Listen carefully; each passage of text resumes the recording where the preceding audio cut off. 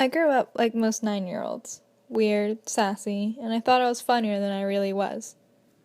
I enjoyed hanging out with friends, playing violin, playing in the snow in the winter, and going to the beach in the summer. But in the end, there's only one thing I can easily sum up the first 2 decades of my life with: swimming. I swam summer league, and I swam year-round. Swimming was my entire world, and all my hopes and dreams rested on this one sport.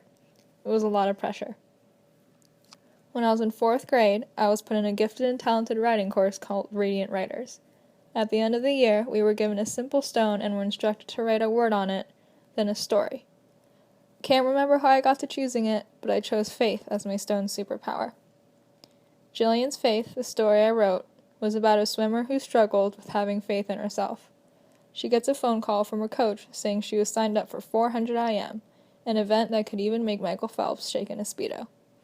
Jillian finds the stone on the way back from practice and consults a psychic.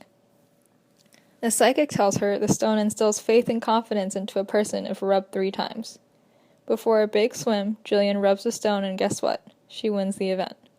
She goes back to the psychic thanking her for her help, only to find out that the psychic lied. The stone was powerless. Her win was not a result of the stone's superpower, but a result of consistent hard work in the pool in addition to the dedication and confidence from her own heart and mind. This story came right from the depths of my own fears as a competitive swimmer.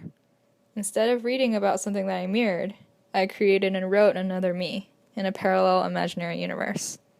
Total, I swam competitively for a decade. But for that decade, I still struggled with anxiety and the butterflies in my stomach before every race.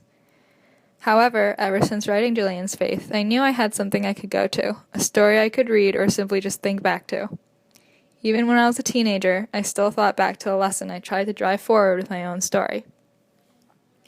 It's a lesson that I've been teaching swimmers for 3 years as a coach. It's a lesson I've brought with me out of the water and into my world as a violinist or as a college student.